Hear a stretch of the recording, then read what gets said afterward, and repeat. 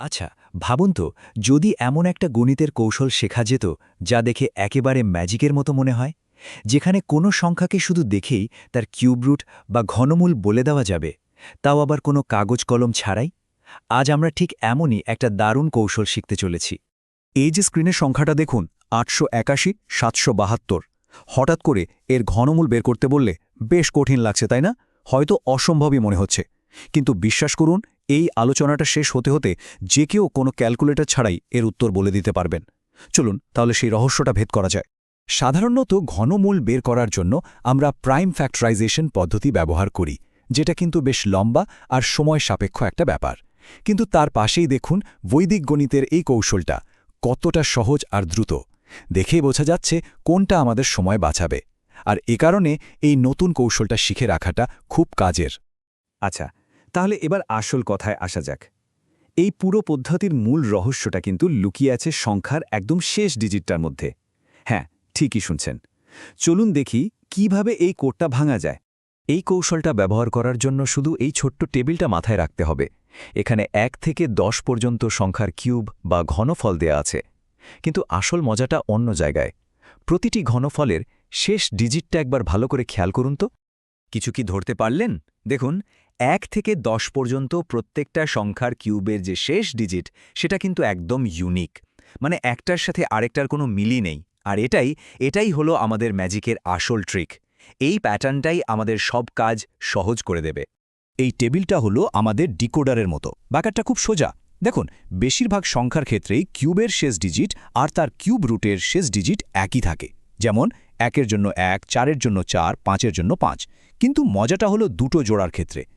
২ আর ৮ এবং ৩ আর ৭, এরা একে অপরের জায়গা বদল করে। মানে কিউবের শেষে যদি ২ থাকে তাহলে রুটের শেষে হবে ৮, আর যদি ৮ থাকে তাহলে হবে ২। ঠিক একইভাবে ৩ থাকলে ৭ হবে, আর ৭ থাকলে ৩। এইটুকু শুধু মনে রাখতে হবে। তো ডিকোডার তো বোঝা গেল। এবার তাহলে সেই সহজ দুটো স্টেপের পালা, যা দিয়ে যে কোনো পারফেক্ট কিউবের ঘনমূল ১ নিমিষে বের করে ফেলা যাবে। চলুন দেখা যাক এটা ঠিক কিভাবে কাজ করে। এই পুরো কৌশলটা দাঁড়িয়ে আছে মাত্র দুটো সহজ স্টেপের ওপর। স্টেপ 1, আমরা সংখ্যার শেষ ডিজিটটা দেখে আমাদের উত্তরের শেষ ডিজিটটা বের করব।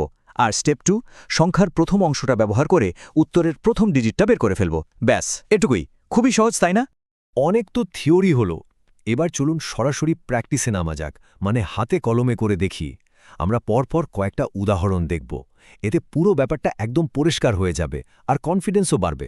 তো শুরু করা যাক। চলুন একদম সহজ একটা ৪ ডিজিটের সংখ্যা দিয়ে শুরু করি, ২১৯৭। দেখা যাক আমাদের নতুন শেখার ট্রিকটা এখানে কেমন কাজ করে। আচ্ছা, নিয়মটা কি ছিল? প্রথমে আমরা সংখ্যাটাকে দুটো ভাগে ভাগ করব, শেষ ৩টে ডিজিটকে আলাদা করে। মানে এখানে ২ আর ১৯৭।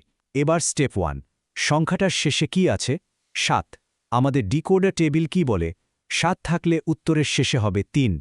পেয়ে গেলাম আমাদের প্রথম ক্লো। এবার স্টেপ 2, প্রথম অংশটা দেখি, মানে ২।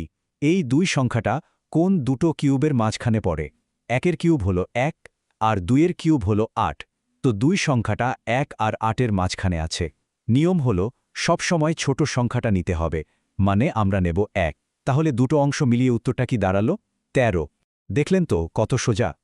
এবার আরেকটু বড় একটা সংখ্যা নিয়ে কাজ করা যাক, কেমন? ২০৫,৩৭৯। দেখে ঘাবড়ানোর কিছু নেই, নিয়ম কিন্তু একদম একই থাকবে। চলুন দেখি এই বড় সংখ্যার ক্ষেত্রেও আমাদের ট্রিকটা সমানভাবে কাজ করে কিনা। তো আবার আগের মতো সংখ্যাটাকে মনে মনে দুটো ভাগে ভাগ করি, ২০৫ আর ৩৭৯। প্রথম ধাপ, শেষে আছে ৯, এর মানে আমাদের উত্তরের শেষ ডিজিটটাও হবে ৯। সহজ। দ্বিতীয় ধাপ, প্রথম অংশটা হলো ২০৫। এবার ভাবুন তো, ২০৫ কোন দুটো কিউবের মধ্যে আছে? ৫-এর কিউব হলো ১২৫, আর ৬-এর কিউব হলো ২১৬। তাহলে ২০৫ এদের মাঝেই পড়ছে। নিয়মানুযায়ী আমরা ছোটটা নেব, অর্থাৎ ৫। তাহলে আমাদের ফাইনাল উত্তরটা কি হলো? ৫৯। দারুণ না? প্র্যাকটিস চলুক। আমাদের পরের সংখ্যাটা হল ২৮৭,৪৯৬। আশা করা যায় এতক্ষণে অনেকেই হয়তো মনে মনে এর উত্তরটা বেরো করে ফেলেছেন।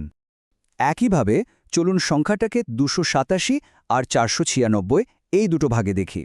সংখ্যাটার শেষে আছে ৬, তার মানে উত্তরের শেষেও থাকবে ৬। আর প্রথম অংশ ২৮৭, এটা কোন দুটো কিউবের মধ্যে পড়ে? ৬-এর কিউব হল ২১৬ আর ৭-এর কিউব ৩৪৩। তাহলে আমরা ছোটটা নেব, মানে 6। সুতরাং আমাদের উত্তর হলো 66, একেবারে জলের মতো সোজা। আচ্ছা, একদম শুরুতে যে প্রশ্নটা দিয়েছিলাম সেটা মনে আছে? 681472, যেটা দেখে তখন প্রায় অসম্ভব মনে হচ্ছিল। চলুন আমাদের নতুন শেখা বিদ্যা দিয়ে এবার সেই চ্যালেঞ্জটা নেওয়া যাক। তাহলে শুরু করা যাক। 681 আর 472। সংখ্যাটার শেষে আছে 2। আমাদের নিয়ম কি বলে? 2 থাকলে উত্তরের শেষে হবে 8। এবার প্রথম অংশ 681। এটা কোন দুটো কিউবের মধ্যে আছে? 8-এর কিউব হলো 512 আর 9-এর কিউব হলো 729।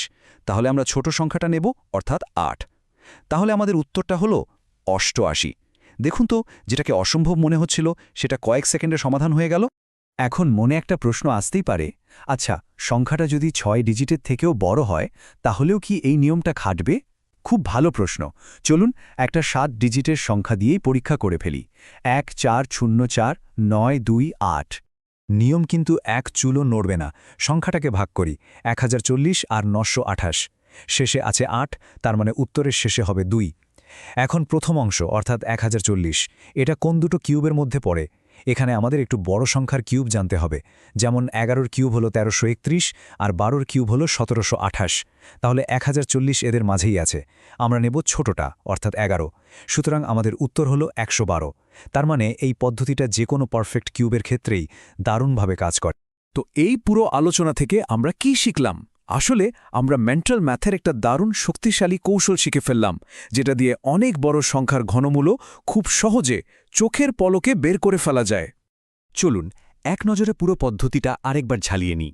প্রথম কাজ, সংখ্যার শেষ 3টে ডিজিটের আগে মনে মনে একটা দাগ কেটে দেওয়া। তারপর সংখ্যার শেষ ডিজিটটা দেখে উত্তরের শেষ ডিজিটটা ঠিক করে ফেলা। আর সবশেষে দাগের বাঁদিকের অংশটা কোন দুটো ঘনসংখ্যার মধ্যে আছে সেটা খুঁজে বের করে ছোট সংখ্যাটাকে উত্তরের প্রথম অংশ হিসেবে বসিয়ে দেওয়া। ব্যাস এইটুকুই। এই যে কথাটা এখানে লেখা আছে এটা কিন্তু আমাদের নতুন শেখা ক্ষমতার সারমর্ম। শুধু সংখ্যাটি দেখেই এবং কোনো মধ্যবর্তী ধাপ ছাড়াই সঠিকভাবে তার ঘনমূল অনুমান করা যাবে। এখন থেকে যে কেউ এটা করতে পারবেন, ঠিক যেন একজন গণিতের জাদুকর। আজ আমরা সবাইকে স্বাগত। আজ আমরা একসাথে ঘনক বা কিউবের জগতের কিছু মজার রহস্য সমাধান করব। গণিতের কিছু সহজ কৌশল ব্যবহার করে আমরা এমন একটা টুলকিট বানাবো যা দিয়ে ঘনক আর ঘনমূলের যে কোনো সমস্যা খুব সহজেই সমাধান করে ফেলা যাবে। তাহলে চলুন শুরু করা যাক।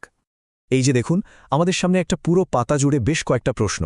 দেখে কঠিন মনে হতে পারে, কিন্তু একদম চিন্তা করবেন না। আমরা এক এক করে এগোবো আর প্রতিটি সমস্যার জন্য আমাদের টুল কিটে একটা করে নতুন টুল যোগ করব।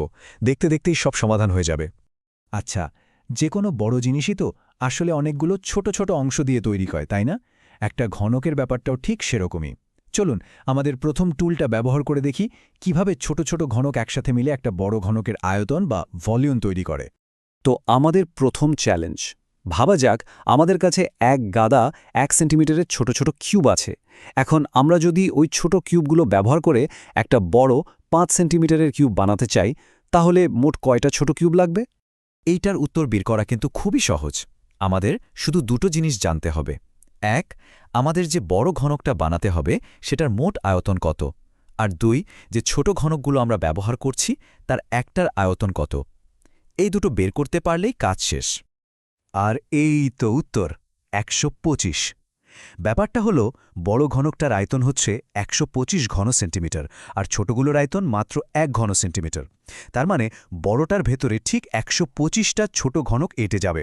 খুবই সোজা। বেশ, আমাদের টুল কিট এবার যোগ হচ্ছে একটা ডিটেকটিভ টুল। এর নাম পূর্ণ ঘন পরীক্ষক। সব সংখ্যা দিয়ে কিন্তু নিখুঁত নিরেট ঘনক বানানো যায় না। যে সংখ্যাগুলো দিয়ে বানানো যায় তাদেরকেই বলে পূর্ণ ঘন।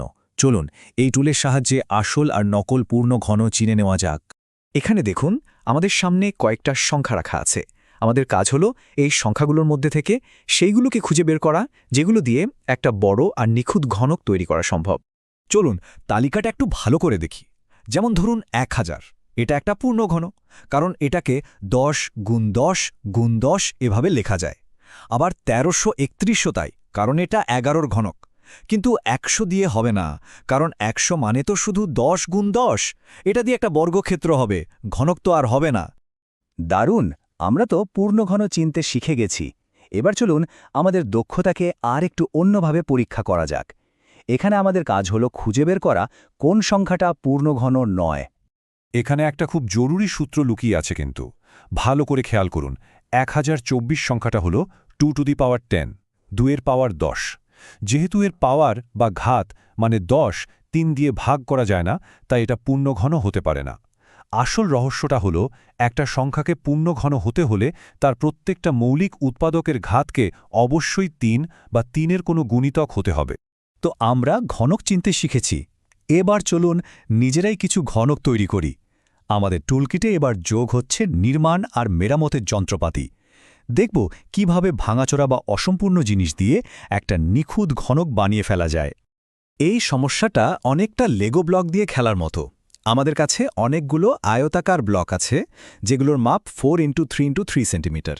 আর প্রশ্নটা হলো, এই ব্লকগুলো জুড়ে জুড়ে আমরা যে সবচেয়ে ছোট ঘনকটা বানাতে পারবো, সেটার জন্য ঠিক কতগুলো ব্লক লাগবে? এর সমাধান করতে হলে প্রথমে আমাদের একটা লক্ষ্য ঠিক করতে হবে। যেহেতু আমরা একটা ঘনক বানাতে চাই, তার মানে তার দৈর্ঘ্য, প্রস্থ আর উচ্চতা সব সমান হতে হবে। আমাদের ব্লকের বাহুগুলো হলো 4, 3 আর 3। এদের লসাগু বা এলসিএম বের করলেই আমরা আমাদের লক্ষ্যটা পেয়ে যাব। 4 আর 3-এর লসাগু হল 12। তার মানে আমাদের ঘনকের প্রত্যেকটা বাহু 12 সেমি হবে। আর সব হিসেব মিলিয়ে দেখলে আমাদের দরকার হবে ঠিক 48টা ব্লক। এই 48টা ব্লক একসাথে ঠিকঠাক মতো জুড়তে পারলেই আমরা আমাদের 12x12x12 সেন্টিমিটারের নিখুঁত ঘনকটা পেয়ে যাব। এবার আমরা সংখ্যাদের মেলামত করব। ধরুন একটা সংখ্যা পূর্ণ ঘন নয়, তাহলে সবচেয়ে ছোট কোন সংখ্যাটা দিয়ে ওকে গুণ করলে ওটা একটা পূর্ণঘন হয়ে যাবে? এর জন্য আমাদের মৌলিক উৎপাদকের সাহায্য নিতে হবে। এই স্লাইডটা কিন্তু খুব মজার। যেমন 675 সংখ্যাটাকে যদি আমরা ভাঙি, তাহলে পাবো 3 কিউব ইন্টু 5 স্কোয়ার। মানে এখানে 3-এর একটা 3 জনের দল আছে, কিন্তু 5-এর দলে আছে মাত্র 2 জন। তাহলে ওদের দলটা পূর্ণ করতে আর কি লাগবে? ঠিক আর একটা 5। তাই 675কে 5 দিয়ে গুণ করলেই ওটা একটা পূর্ণ ঘন হয়ে যায়। আচ্ছা, গুণ করে যদি সংখ্যা মেরামত করা যায়, তাহলে ভাগ করেও তো করা যেতে পারে, তাই না? এবার আমরা দেখব কোন সংখ্যা দিয়ে ভাগ করলে একটা সংখ্যা পূর্ণঘন হয়ে যায়। মানে এবার আমরা অতিরিক্ত উৎপাদকগুলোকে ছেঁটে বাদ দিয়ে দেব। এটা হলো ঠিক আগেরটার উল্টো প্রক্রিয়া। এখানে আমরা সেই সব উৎপাদককে খুঁজে বের করে বাদ দিচ্ছি যারা 3 জনের দলে জায়গা পায়নি, মানে একা একা ঘুরে বেড়াচ্ছে। যেমন ধরুন 7000, এখানে 10-এর তো ঘনক আছে, কিন্তু 7 একা পড়ে আছে। তাই ওকে যদি 7 দিয়ে ভাগ করে দিই, তাহলে বাকিটা মানে 1000 একটা নিখুঁত পূর্ণঘন হয়ে যায়। এবার আমাদের টুলকিটের সবচেয়ে শক্তিশালী যন্ত্রটা বের করার পালা। এর নাম ঘনমূল নির্ণয়।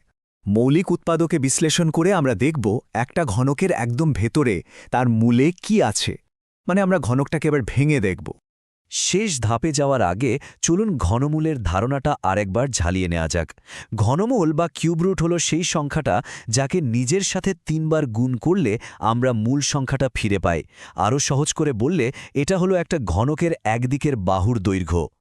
আর এই হলো আমাদের শেষ চ্যালেঞ্জ। এবার আমরা আমাদের সবচেয়ে শক্তিশালী টুল, মানে মৌলিক উৎপাদকে বিশ্লেষণ, সেটা ব্যবহার করে এই বড় বড় সংখ্যাগুলোর ঘনমূল বের করব। দেখা যাক আমাদের টুলকিটটা কতটা কাজের।